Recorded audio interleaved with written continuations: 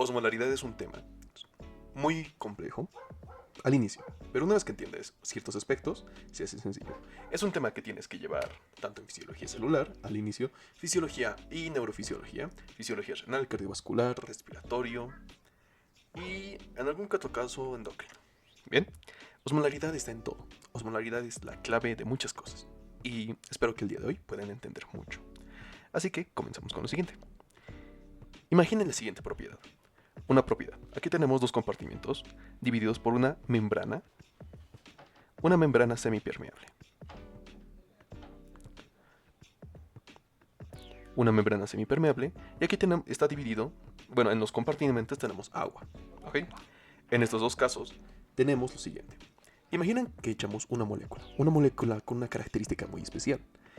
Vamos a llamar a esta molécula X, ¿no? Echamos moléculas, ¿no? 1, 2, 3, 4, 5. ¿Qué es lo que va a pasar? Esta molécula tiene una característica especial. Tiende a jalar agua.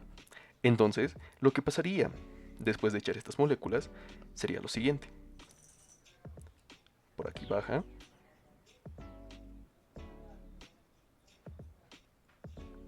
Y aquí sube. ¿Qué ha pasado? No es magia. Lo que ha pasado en este caso es un simple caso de osmolaridad. Estas moléculas especiales tienen la capacidad de jalar agua y lo que han hecho es llevar agua de un compartimento a otro compartimento a través de una membrana semipermeable. Y aquí están las mismas 5 moléculas que hemos echado hace rato. Esto básicamente es cómo funciona todo esto. Ahora, ¿qué lo determina? ¿Cuál es la molécula? ¿Cuáles son las características? Y cómo se mide es lo que vamos a aprender el día de hoy. Entonces, comencemos con las diapositivas. Osmolaridad. Vamos a dar una definición a qué es la osmolaridad, a cómo se compara con algo muy parecido, pero que la diferencia es muy sutil, que es la osmolaridad, y cuáles son las unidades que se mide. Entonces, estas son las definiciones que ustedes tienen que saber de memoria. Osmolaridad: número de partículas osmóticamente activas por un litro de solución. Eso es importante. Pues este litro de solución puede ser agua, puede ser plasma, puede ser líquido cefalorraquídeo, puede ser líquido pericárdico, puede ser orina, puede ser sangre venosa, puede ser linfa. Y el otro caso, osmolalidad. Misma definición, excepto por 3 palabras. Número de partículas osmóticamente activas, pero ahora es por kilogramo de solvente o kilogramo de disolvente, en este caso el agua. Parece básicamente lo mismo, solo cambia una letra y un poquito de la definición. Pero no. La osmolaridad, para que tengan contexto, en fisiología cuando hablamos de osmolaridad, habitualmente se refiere a lo mismo, osmolaridad y osmolaridad. No es que esté mal, sino que es simplemente adaptación en cada texto de fisiología. Osmolaridad se utiliza más en libros de bioquímica porque es más exacto, más preciso, y al momento de hablar de resultados de laboratorio es más confiable. Pero, ¿cómo los podemos diferenciar fácilmente? Bien, para eso volvemos a la pizarra. ¿Cómo diferenciamos osmolaridad de osmolalidad? Fácil. Aquí tenemos un tubo de ensayo, ¿ok? Supongamos que este es un tubo de ensayo sanguíneo. Este tubo de ensayo contiene un antiguo coagulante que puede ser EDTA. Y lo sacamos tu sangre y lo centrifugamos por 6000 revoluciones por 5 minutos. ¿Qué va a pasar? Vamos a tener un contenido celular que representa el 45%. De este 45%, 44% ¿qué es? Exacto, eritrocitos. Y ese 1% muy especial, que es pregunta en parasitología y en fisiología, ¿a quién corresponde? A la placa tromboleucocitaria, plaquetas y glóbulos blancos. 1 más 44, 45. Del 100% falta 55%. Ese 55% es lo que nos interesa el día de hoy. Ese 55% hace referencia al plasma. Pero el plasma no solo es agua. Si fuera agua se llamaría agua. El plasma está compuesto, supongamos que este 55% es un 100% de agua, ¿ya? Está compuesto por un 93% de agua, casi todo es agua, excepto que aproximadamente su 7% está compuesto por albúmina, bueno, proteínas. Y de estas, su 60%, que es la albúmina. Que pregunta de parcial y de semanal y a veces de oral. ¿Cuánto es el peso molecular de la albúmina? Bueno, pues está entre 60 a 68.000 kilodaltons. o 68.000 Daltons. Esto es un litro de solución. Supongamos un litro de solución. Aproximadamente el cuerpo humano tiene 3 litros de plasma. Esos serían 3 litros de solución. Pero en esos 3 litros estamos hablando de H2O y proteínas. Ay, olvidé mencionarlo. A menos del 1%, iones. ¿Qué iones? Sodio, cloro, bicarbonato, magnesio, calcio. ¿Qué más? Eso, por ahora. Eso es un litro de solución. Pero si queremos ser específicos hablando solo de agua, solo vamos a fijarnos en este 93%. Este 93% que solo es agua. Entonces, en osmolaridad, ¿qué cosas medimos? Una partícula, que ahora le vamos a llamar un miliosmol, dividida entre el litro de solución. ¿Cuál es el litro? Agua, proteínas y iones. Ese es el litro de solución. Pero si hablamos de osmolaridad, aquí vamos a excluir a todo lo que no sea agua. O sea, todo lo que es proteínas y iones. Y cualquier cosa que esté en la sangre, fármacos, todo lo que entre. Bacterias, virus, parásitos. En osmolalidad solo nos va a importar ese 93% de agua. ¿Por qué ese 93% de agua? Porque este 93% de agua es el kilogramo del solvente. En este caso, kilogramo de H2O. Esa es la diferencia entre osmolaridad y osmolalidad. En un laboratorio te pueden poner cualquiera. Lo importante es fijarse las unidades. Osmolaridad, miliosmoles por litro. Osmolaridad, miliosmoles por kilogramo de disolución. O, en este caso humano, de agua. Esa es la diferencia principal. Osmolaridad mide todo lo que esté en ese líquido.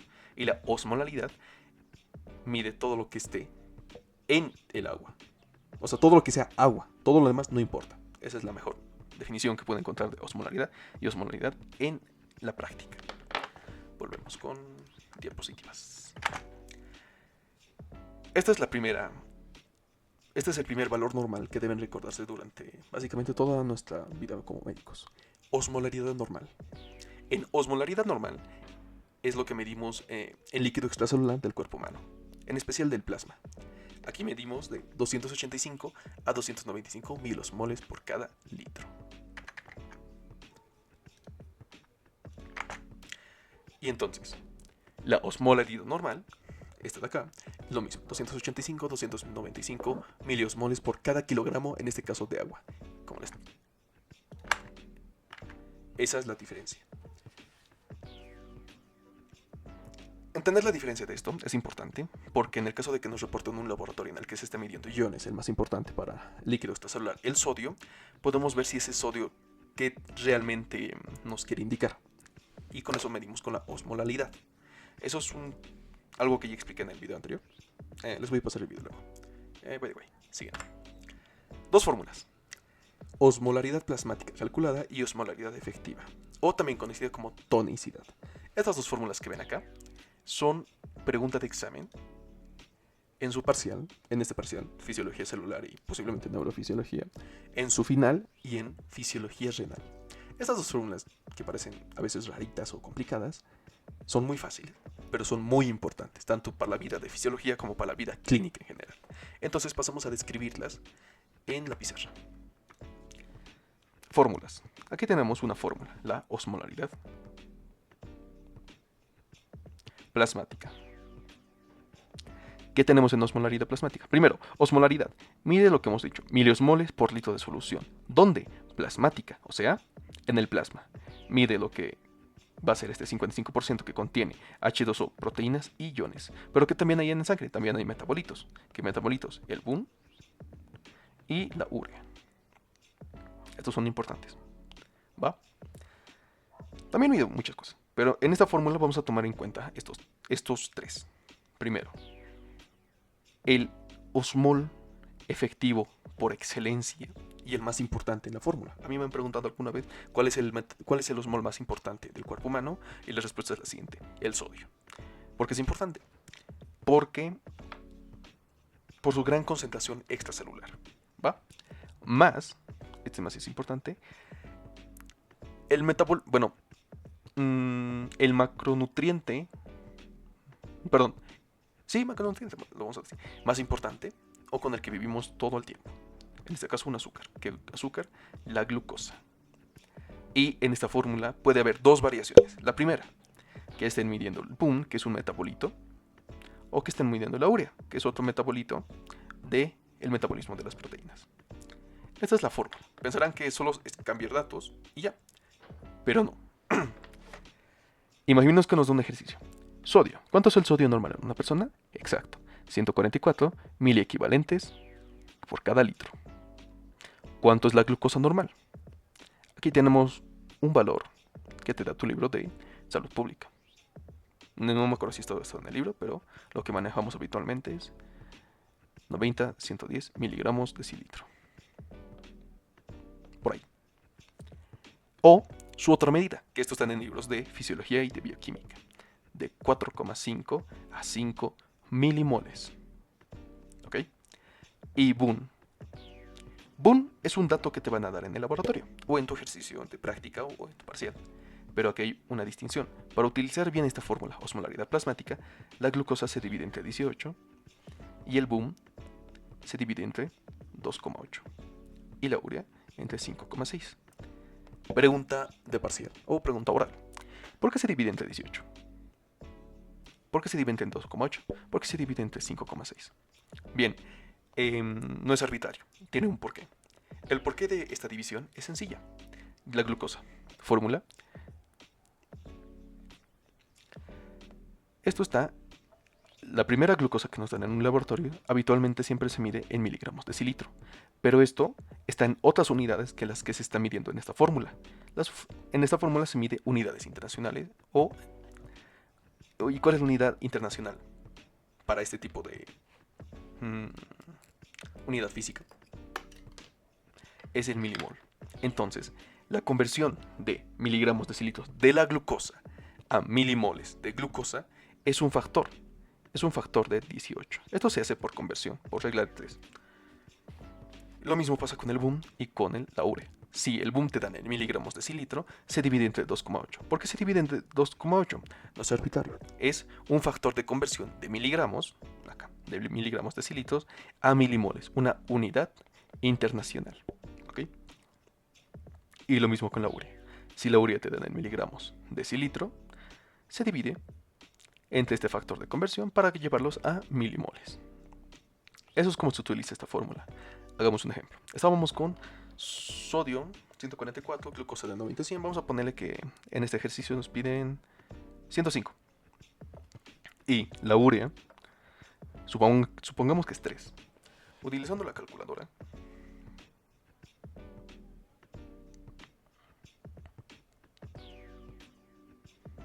esta es mi calculadora favorita, digital.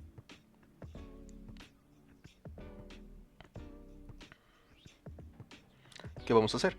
Utilizar esta misma fórmula. Entonces, ¿cuánto nos da de sodio? 144.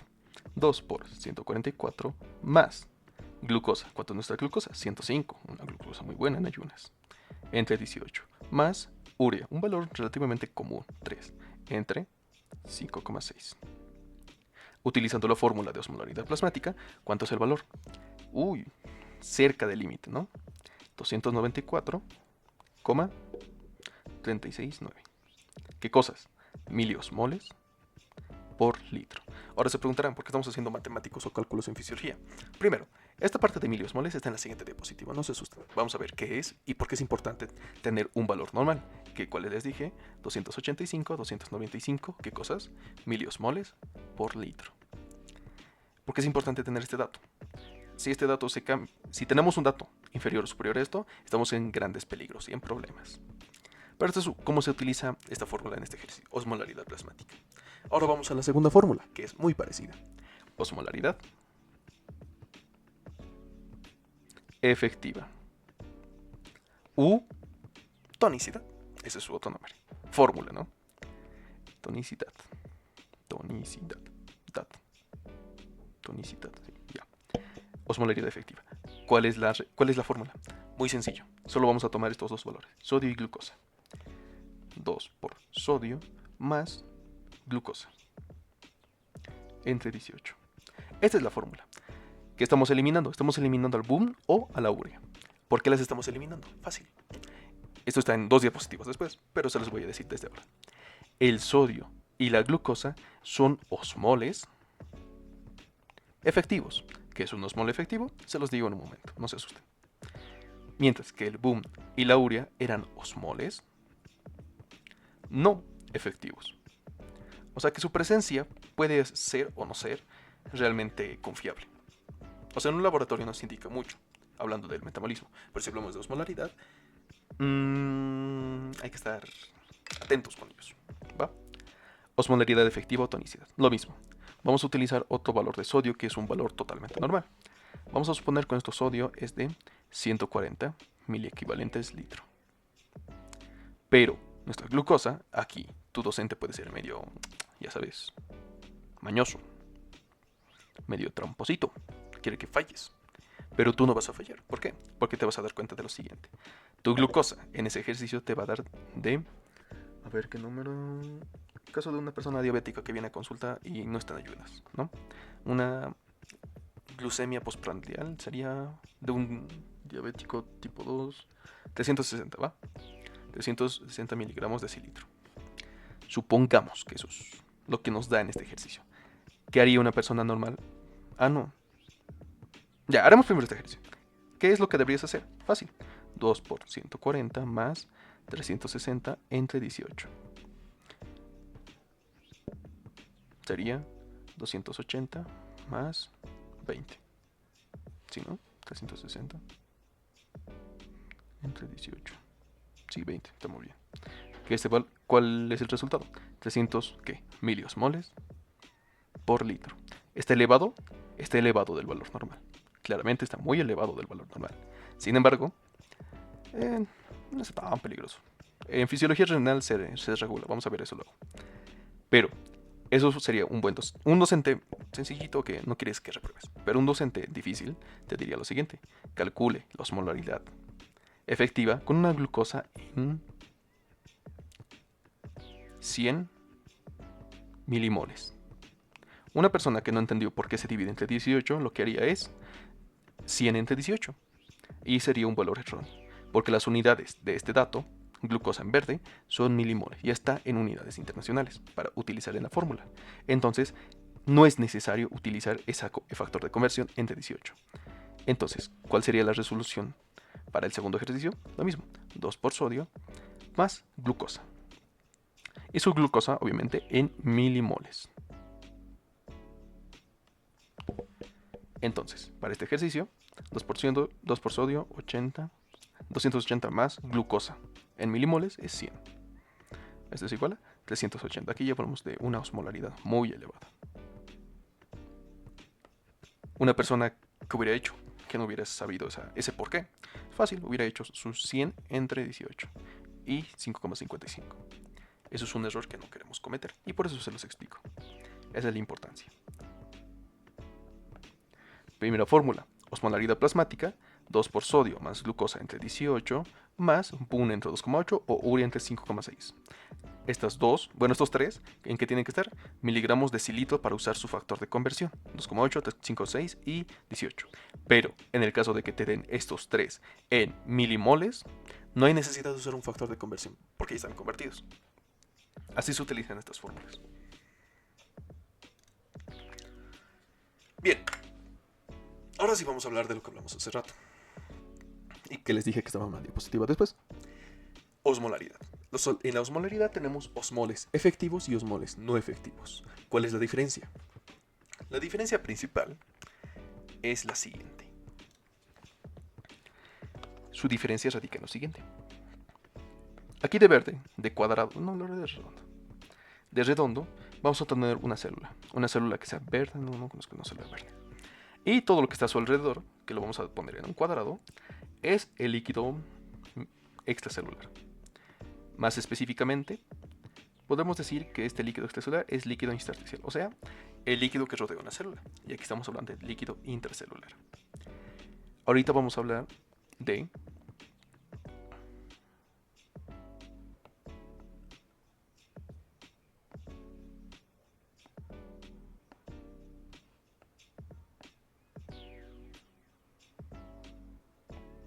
Vamos a hablar de osmoles efectivos y osmoles no efectivos. Osmol efectivo y osmol no efectivo.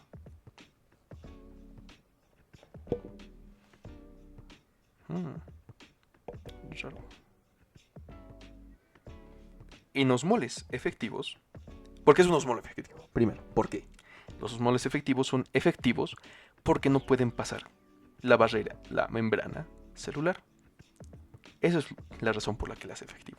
Y un osmol no efectivo sí pueden pasar la barrera, la membrana celular con facilidad. Pero, ¿cómo? Ejemplos, porque es importante, ¿no? Un osmol efectivo, hablamos del osmol efectivo por excelencia. Sodio, glucosa. Y en farmacología, manitol. Pero esto no es importante, no te voy a preguntar. Sodio y glucosa son la clave. El sodio. Concentración de líquido extracelular, especialmente de líquido intersticial, del sodio es de 144 o 142 decimales, no es tan importante. Miliequivalentes litro. ¿Ok? Porque esa división, qué raro. Ya. Y glucosa en el líquido intersticial o en sangre, específicamente plasma, ¿cuánto es su concentración? 90 a 110 miligramos por decilitro. Todo bien. ¿Qué pasa?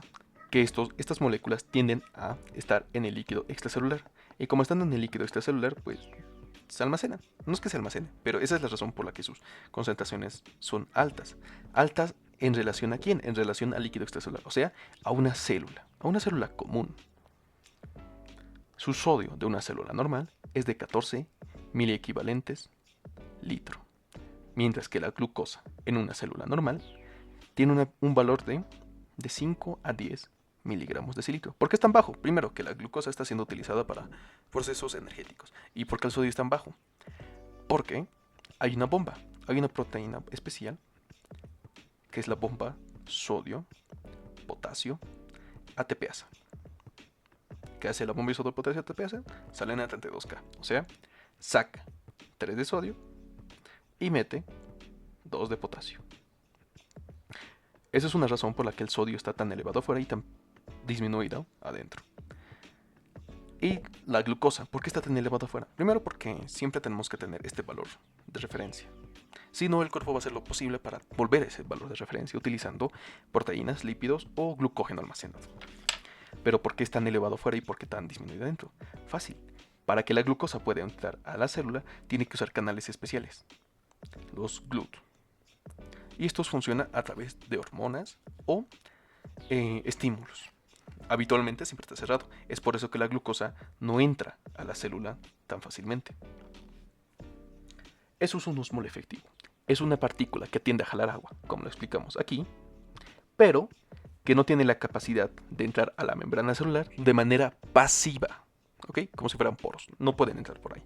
Si entran a la célula es gracias a canales específicos que son activados o por hormonas, o por acción mecánica, o por acción eléctrica, en este caso voltaje, o dependiente de ligando. O sea, igual hormonas, ¿no? Neurotransmisores y todo eso. Bajo ese contexto, sí pueden entrar a la célula, pero habitualmente están afuera. ¿Por qué? Porque no pueden pasar la membrana celular. ¿Por qué? Por el componente hidrofóbico de la membrana, de la misma membrana, la parte lipídica. Eso es un osmol efectivo. Hablemos de un osmol no efectivo. ¿Cuáles son los ejemplos de osmoles no efectivos? Son los siguientes. Puede ser la urea, puede ser el PUN, puede ser el etanol. O bueno, alcoholes. Ejemplos. El alcohol que no te mata tan fácil, etanol. Y el alcohol que sí te mata por intoxicación, el metanol. Ambos son alcoholes y ambos pueden hacer lo siguiente. Supongamos que tú bebes alcohol, ¿ok? Te consumes 100 gramos. Bueno, 100 miligramos de alcohol por cada decilitro de sangre. Y ahí está, primero llega a tu intestino, se absorbe, pasa a sangre. ¿Y qué va a pasar en sangre? Va a distribuirse a través del cuerpo. Supongamos que estos 100, al inicio en el minuto 1, están aquí. Pero en el minuto 2, ¿qué va a pasar? Los osmoles no efectivos tienen la capacidad de atravesar la membrana celular, perdón, membrana celular, de manera pasiva. Es un movimiento pasivo. O sea que no utiliza energía, ¿no? Y este 100, que es un número, para dar el ejemplo, ¿no? Este 100, en un segundo minuto, ¿qué va a pasar? Va a difundir y va a encontrar un equilibrio. Va a encontrar un equilibrio de 50 a 50. ¿Y qué va a pasar? En el caso de osmolaridad, hablando de osmolaridad, o sea, la capacidad de mover agua de un punto de menor concentración a un punto de mayor concentración, el agua se mueve así, pues eso es porque hay mayor concentración de un lado. Pero ¿qué pasa acá? En un osmol no efectivo.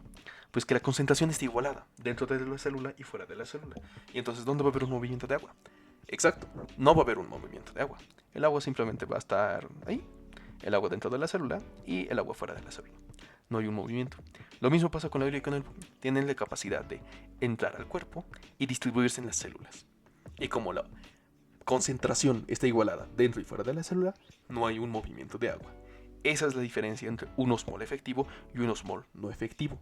Es por eso que la fórmula de tonicidad o osmolaridad efectiva utiliza solo al sodio y a la glucosa, porque estos dos son osmoles efectivos. Mientras que la osmolaridad plasmática utiliza los tres, aunque estos no sean efectivos. Eso es la diferencia entre osmol efectivo y no efectivo. Pregunta de oral que te van a hacer tus docentes, seguro. Siguiente. Ahora sí hablemos de tonicidad. Ay. Ahora sí hablemos de tonicidad. Tonicidad. Para hablar de tonicidad, es una propiedad.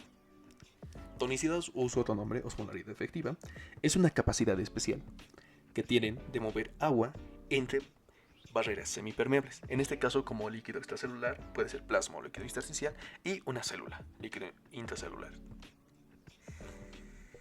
En el ejemplo de acá pueden ver mi querido pseudo cuadrado de color gris que va a representar al líquido extracelular. Puede ser plasma, puede ser líquido intersticial.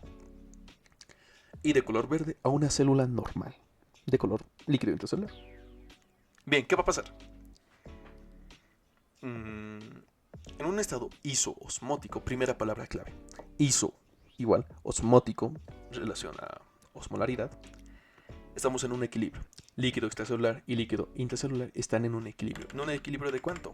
Valores normales, 285 a 295 miliosmoles por cada litro de solución. Esa es su concentración normal. Normal. Estamos en total armonía, en una homeostasis, homodinamia, alostosis, como depende de los libros. Perfecto. Esto es el valor. Bueno, este es el estado perfecto o más saludable que podamos estar en nuestro cuerpo. Pero hablamos de una anormalidad, un estado hipertónico. Cuando se refieren a hipertónico y no se acuerdan qué es hiper o cuál es hipo, hipertónico se refiere al líquido extracelular. Hiper significa que está aumentado sus osmoles por cada litro de solución. ¿Cuánto está aumentado? En el ejemplo de acá les puse 340 miliosmoles litro. O sea que o tiene mucho sodio o tiene mucha glucosa. O tiene, sí, mucho sodio o mucha glucosa. O que tiene poca agua. Cualquiera de los tres. Y la célula está en un estado de normalidad. 280 a 295 miliosmoles litro. ¿Va? ¿Qué va a pasar? Osmolaridad. A mayor concentración es donde va a ir el agua. Entonces aquí hay mayor concentración. Y en estos dos casos también hay agua. ¿Qué va a pasar? Lo que va a pasar es lo siguiente. Vean con atención. El agua de la célula sale de la célula y ¿a dónde va? A donde hay mayor concentración de miliosmoles, en este caso el líquido extracelular. ¿Y qué va a pasar con la célula? Si pierde agua, se deshidrata, al igual que una pasa, y se hace más pequeña. Si se pierde agua, pierde funciones esenciales. Depende de la célula, tiene diferentes funciones, pero en este caso de deshidratación, pues se pierde o se altera, lo que no queremos. Ahora vamos al ejemplo a un caso totalmente contrario, ¿va? Un estado hipotónico. Recuerden, cuando la palabra hipotónico se refiere al líquido extracelular. Hipo y tónico se refiere a que hay una disminución del valor normal de osmolaridad plasmática, en este caso 260. ¿Qué va a pasar? Primero veamos la diferencia. Hay como de 20 a 25 miliosmoles de diferencia con una célula. Entonces, ¿de dónde va a ir el agua? El agua va a ir de menor concentración a mayor concentración. ¿Y qué va a hacer esto? Va a hacer que nuestra célula se hinche. ¿Y eso es malo? Claro que es muy malo, porque si esto no se regula o no se controla, lo siguiente que puede pasar es esto. Y esto. La célula explota. ¿Va? Tu querida célula ha explotado. Y ahora tengo esta siguiente. Bueno, esa es la importancia de ver osmolaridad plasmática o osmolaridad efectiva. Que no llegue a pasar esto a tu célula, o el caso contrario, que se haga una pasa. Pero porque esto es importante, aquí vamos a tocar un punto importante de inmunología. El concepto DAMP, que es siglas en inglés. ¿Qué quiere decir? Patrones moleculares asociados a daño. Damage Association Molecular Patterns. ¿Va? ¿Y por qué puse estos ejemplos? Potasio, DNA, ATP y RNA. Veamos la otra diapo de acá. ¿Por qué? ¿Dónde está mi? Ahora sí. ¿Por qué? Porque intracelular, ¿qué son las cosas que predominan dentro de una célula? Predomina el potasio, predomina el magnesio, predomina fosfatos, o sea, ATP, AMP, ADP, AMP cíclico, GTP, GDP, y predominan las proteínas. ¿Por qué? Porque estamos hablando de una célula donde hay un complejo nuclear, hay un complejo de transcripción, traducción y armado de aminoácidos. Eso es lo que está dentro de la célula. ¿Y ahora por qué esto es importante? Esto es importante porque imaginen que ustedes están caminando por la calle y ven un brazo tirado. ¿Qué van a pensar? Este brazo debería estar con un cuerpo, y si el cuerpo no está ahí es porque algo pasó y entran en un estado de alarma. Llamarían a la policía y bla bla bla bla bla. Lo mismo pasa con las células y con el medio interno. En el medio interno, una célula que está adyacente, o células, o plasma, o glóbulos blancos, que vean concentraciones elevadas de potasio, porque el potasio fuera de la célula es anormal, de hecho es peligroso. Que vean DNA, RNA humano, o sea, nuestro, fuera de la célula, también es muy peligroso, porque eso debería estar dentro de una célula, dentro de un núcleo. Y lo mismo, si ven elevadas concentraciones de ATP, las células adyacentes entran en un estado de alarma. ¿Y cuál es el efecto del estado de alarma del cuerpo? Es la inflamación. Esto es importante. ¿Por qué? Estamos relacionando un estado hipotónico en el cual tu célula revienta con otro tema de fisiología totalmente diferente. Inflamación, o sea, fisiología inmunitaria. ¿A través de quiénes? Patrones moleculares asociados a daño. ¿O sí? Espero que hayan entendido. Que si hay un estado hipotónico en el que hay disminución de tus miliosmoles por cada litro, la célula se hincha tanto que puede llegar a reventarse. O sea, lisis celular. Continuando. Eso sería lo que verían en su práctica de fisiología sanguínea, que para eso falta un par de meses. Pero en una solución hipertónica, en la que ustedes pueden sacarse sangre, ponerla en la placa y echarle agua con sodio o agua con glucosa, aumenta la osmolaridad del plasma. ¿Y qué va a hacer? Que el agua intracelular vaya de menor concentración a mayor concentración. O sea, que el agua de tus eritrocitos se va a escapar. Y esto hace una deshidratación celular. Pierde la función celular. Una solución isotónica es lo que tenemos tú, yo, cualquier persona que no tenga sed o que no tenga una hiperproteinemia o hiperlipidemia. En el caso de aquí, todo bien, solución isotónica normal. Solución hipotónica, lo que hablamos hace rato. Aquí puede ser por una sobrehidratación extrema o por pérdida de sodio o glucosa, en el cual la osmolaridad dentro de las células es mayor que las de afuera, haciendo que el agua entre a la célula. Y si entra a la célula, ¿qué va a pasar? La célula revienta. Esa es la idea en síntesis. Siguiente tema. Esto te van a preguntar igual en tu primera práctica. Y en todo el año, en realidad. A mí me preguntaron en mi primera práctica y yo no sabía qué responder. Porque esto está en fisiología renal y nadie te dice que la fisiología renal. Es por eso que tienes que aprenderlo. Fuerzas de Starling. Fuerzas de Starling son dos fuerzas. ¿Qué hacen estas fuerzas? Bueno, más que fuerzas son presiones. ¿Qué hacen estas presiones?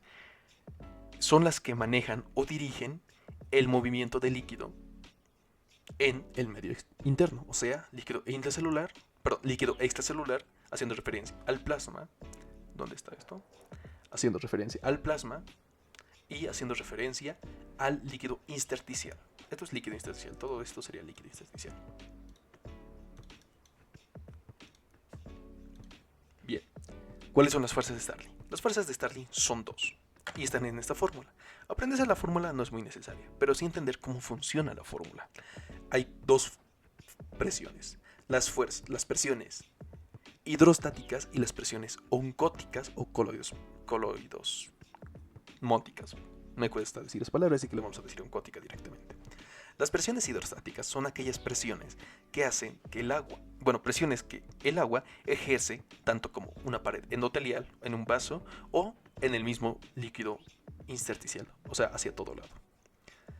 Y la presión oncótica es una presión osmótica, ¿va? Es un osmol, pero es un osmol específico, esos son proteínas. Y hay presiones oncóticas capilares y presiones oncóticas intersticiales. Oncóticas capilares hace referencia a las proteínas del plasma. En su mayoría es la albúmina. Y las presiones oncóticas intersticiales son las proteínas almacenadas en el líquido extracelular. Perdón, en el líquido intersticial, porque es la misma clasificación.